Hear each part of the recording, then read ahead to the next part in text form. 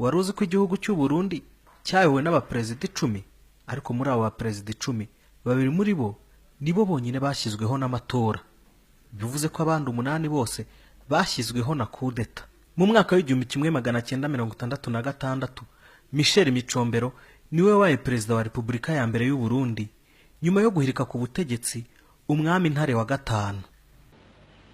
Mais monsieur, c'est une longue histoire, mais je vais essayer de vous la raconter très brièvement.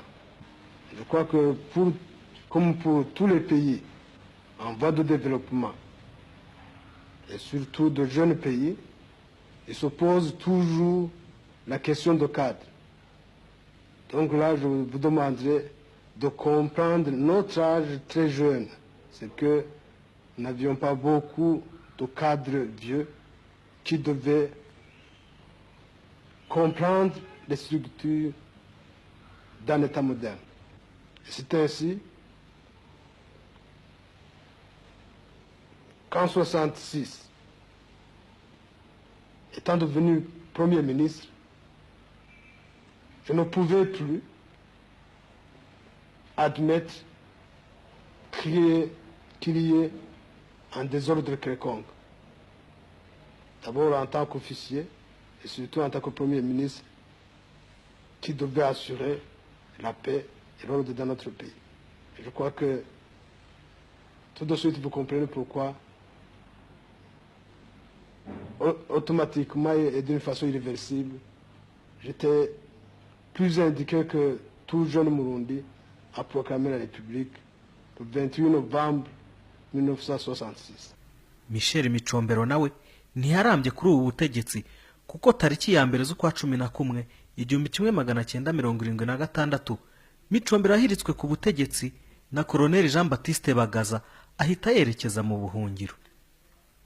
Jean Baptiste Bagaza nawe ibye ntibyatinze kuko mu mwaka w'1987 nawe yakorewe kudeta asimburwa na Pierre Buyoya, uwo yari abaye mu perezida wa gatatu ushyizweho na kudeta. This idea of intervention of foreign troops has been very badly received by Burundian population.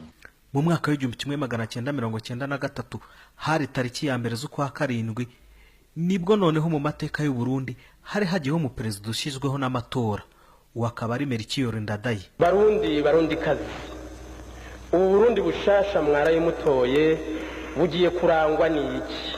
Ubwa mbere amahoro kuri bose. Ibi byiza ariko abarundi ntibifuje kubigumana kuko tariki ya 21 z'ukwa 10 1993 aribwo bongeye kandi bagakora kudeta yanavuye mu rufu rwa Melchior Ndadaye, abapfuye ayoboye iminsi 102 gusa. Nyuma y'iyi kudeta yahitanye Ndadaye nibwo ubuyobozi bw'igihugu bwafashwe n'uwari ministre w'intebe ari we Sylvie Kinigi agirwa perezida w'inzubacyuho tariki ya 27 z'ukwa 10 1993 kugeza tariki ya 5 z'ukwa 2 1994 aho yavuye ku butegetsi ahinduriwe imirimo ubwo yagirwaga umuyobozi mukuru wa banki y'u Burundi maze asimburwa na Cyprien Ntaryamira. Nawe akomeza ari perezida w'inzubacyuho kugeza tariki ya 6 z'ukwa 4 1994 ubwo nawe yaje gupfa aguye mu Rwanda mu gihe yavaga muri Arusha atwawe n'indege Habyarimana wari perezida w'u Rwanda, maze indege yabira araswa bose bapfiramo. Tariki ya 6 z'ukwa 4 1994 nibwo Sylvestre Ntibantunganya yagizwe perezida w'inzubacyuho w'u Burundi. Uwo yari abaye mu perezida wa gatatu w'inzibacyuho. Yabaye umukuru w'igihugu kugeza tariki ya 25 z'ukwa 7 1996 aho yahiritswe ku butegetsi na Pierre Buyoya abifashijwemo n'igisirikare.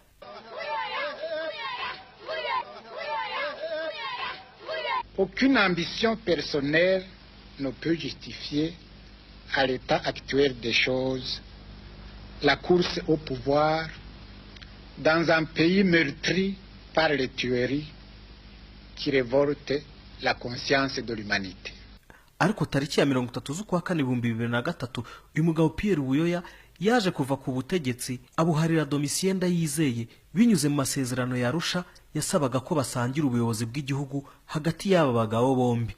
ku nshuro ya kabiri mu mateka y'u Burundi hagiyeho undi mu perezida ushyizweho n'amatora ariwe Pierre Nkurunziza washyizweho n'amatora yo ku itariki ya 19 z'ukwa munani 2005 ubwo yari amaze imyaka myinshi ari inyeshyamba. U Burundi ni igihugu cyagiye gica mu bibazo byinshi bya hato na hato muri za kudeta, kuko kugeza n'ubu ntibirarangira, ku buryo kugeza ubu umukuru w'igihugu atagisohoka mu gihugu cye kubera gutinya ko nawe yakorerwa kudeta. Nge na Robert Kwizera, iyi ni Isango Star.